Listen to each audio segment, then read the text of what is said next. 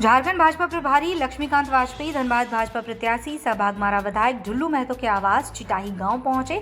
ढुल्लू महतो और उनकी धर्मपत्नी सावित्री देवी ने तिलक माला पहनाकर उनका स्वागत किया। कार्यकर्ताओं ने प्रदेश भाजपा प्रभारी का गर्मजोशी के साथ स्वागत किया। पहली बार चिटाही पहुंचे प्रदेश भाजपा प्रभारी सबसे पहले रामराज मंदिर में भगवान राम हनुमान जी की पूजा अर्चना कर झारखंड की 14 सीट और तीसरी बार नरेंद्र मोदी को प्रधानमंत्री बनाने के लिए आशीर्वाद मांगा। पूजा के बाद प्रभारी बाघमारा भाजपा कोर कमेटी के साथ बैठक कर एनडीए आजसू पार्टी प्रत्याशी चंद्रप्रकाश चौधरी और धनबाद भाजपा प्रत्याशी ढुल्लू महतो को भारी बहुमत से समर्थन के साथ जिताने का निर्देश दिया। भाजपा प्रदेश प्रभारी ने कहा कि झारखंड की 14 सीट एनडीए गठबंधन जीतेगी। भगवान राम हनुमान से पूजा कर आशीर्वाद मांगा है। तीसरी बार नरेंद्र मोदी को प्रधानमंत्री बनाना है, इसके लिए भी आशीर्वाद मांगा। देश को विकसित बनाने और 10 साल की केंद्र सरकार के विकास कार्यों को लेकर जनता के बीच हम जाएंगे। प्रदेश प्रभारी ने गिरिडीह लोकसभा के पूर्व सांसद रविंद्र पांडे के कांग्रेस से संपर्क किए जाने के सवाल पर कहा कि जो पार्टी के जो हमारे नहीं है उस पर कोई बात नहीं करेंगे, जो हमारा नहीं उस पर कोई टिप्पणी नहीं की जाएगी। भविष्य में क्या होगा ये देखा जाएगा। सरयू राय के धनबाद से चुनाव लड़ने के सवाल पर भी कहा कि ऐसे व्यक्ति के बारे में कोई चर्चा नहीं करना चाहते। पूर्व मुख्यमंत्री हेमंत सोरेन पर हमला करते हुए कहा कि भ्रष्टाचार के मामले में जेल उन्हें जाना पड़ा, आदिवासी सहानुभूति अब नहीं मिलने वाला। पूर्व मुख्यमंत्री का आदिवासी प्रेम का मुखौटा आदिवासी समाज के सामने आ गया है। उनके भ्रष्टाचार में गैर आदिवासी शामिल है। आदिवासी समाज वैसे लोगों को क्यों बचाएगी? लोकसभा के सामान्य निर्वाचन 2024 के अंतर्गत झारखंड में गिरिडीह लोकसभा के विधानसभा क्षेत्र बाघमारा में कार्यकर्ताओं से बात करने के लिए आया। अपील मेरी यह है कार्यकर्ताओं से और कार्यकर्ताओं के माध्यम से बाघमारा क्षेत्र की जनता से, गिरिडीह में हमारा गठबंधन धर्म के अनुसार हमारा चिन्ह है केला छाप। केला छाप को डाली हुई आपकी वोट नरेंद्र मोदी को जाएगी, ये बात बताने के लिए मैं आपके बीच में आया हूं। नरेंद्र मोदी तीसरी बार भी देश के प्रधानमंत्री बनेंगे और 400 पार की संख्या के साथ देश के प्रधानमंत्री बनेंगे। पिछले 10 सालों में जो विकास के उन्होंने काम किए हैं उसको अधिक गति के साथ बचे हुए कामों को पूरा करने के लिए और 2047 तक भारत को विकसित भारत राष्ट्र की विकसित भारत बनाकर विकसित देशों की श्रृंखला में देश में खड़ा करने के लिए प्रयत्नशील प्रधानमंत्री को केला छाप पर वोट डलवाकर हमको गिरिडीह से जो आजसू प्रत्याशी हैं श्री चंद्रप्रकाश चौधरी जी को विजयी हमें बनाना है। किसी भी प्रकार का कोई मतभेद नहीं, किसी प्रकार का कोई विचार नहीं, एकमात्र विचार केला छाप की वोट, नरेंद्र मोदी को वोट, यही मानकर हमको काम करना। ये बात मुझे निश्चित तौर पर मैंने भगवान राम से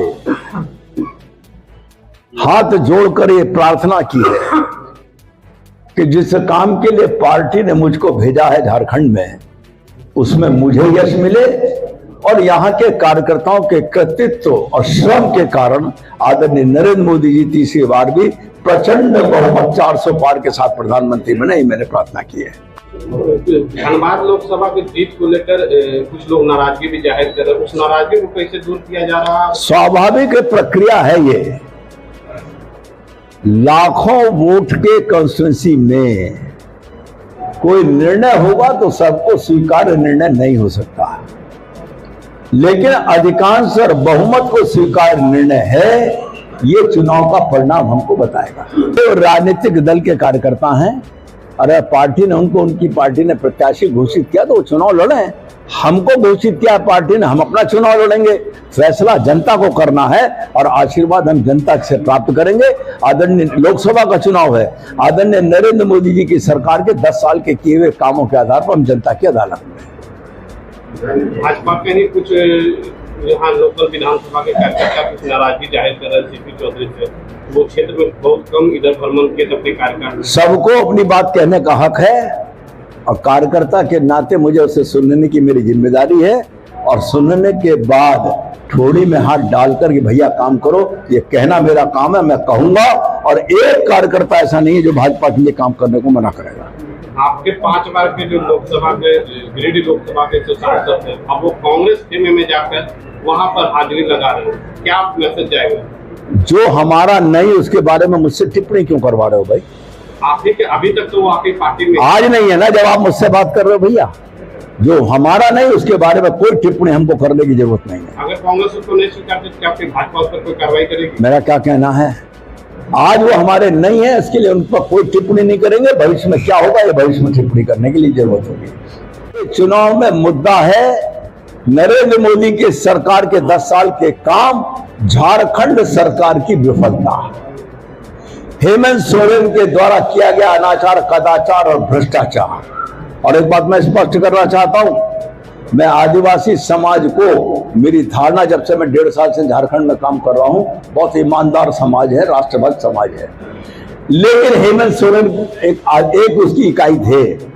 उन्होंने सरकार में आने के बाद जितना भ्रष्टाचार किया है और उन पर कार्रवाई हो गई, तो अब वो आदिवासी होने का मुखौटा या कवच ओढ़कर अपने को सहानुभूति अर्जित करने का प्रयास कर रहा है। उनका प्रयास निष्फल होगा क्योंकि आदिवासी समाज ईमानदार है। दूसरी बात, हेमंत सोरेन के साथ भ्रष्टाचार की सूची में जितने लोग हैं वो सब गैर आदिवासी हैं, तो आदिवासी समाज क्यों उनको बचाएगा? आदिवासी समाज ईमानदार है, ईमानदारी की पूजा करेगा। वाले अपने गिरेबान झांक कर देखें, एक केस ऐसा बता दें जो ईडी सीबीआई कचहरी तक ले गई हो और कचहरी ने उन्हें खड़े खड़े जमानत देकर घर भेज दिया, रिमांड भी दिया और जुडिशियल रिमांड कस्टडी में उनको जेल भी भेजा और जेल से अब तक जमानत नहीं है किसी की। आप उदाहरण दिल्ली का ले लो ना, मनीष सिसोदिया कई साल से जेल में है। वो जाने क्या सोच रहे हैं। वो जिस भी प्रत्याशी को लाएंगे, हम अपने प्रत्याशी को लेकर दृढ़ता के साथ चुनाव के अभियान में जाएंगे। और मुझे भरोसा है, अनुभव मेरा में, मैं उत्तर प्रदेश राज्य का अध्यक्ष रहा हूं, 80 में से 73 सांसद आए थे। मेरा भरोसा है कि 14 के 14 प्रत्याशी लोकसभा में भाजपा की जीतेंगे।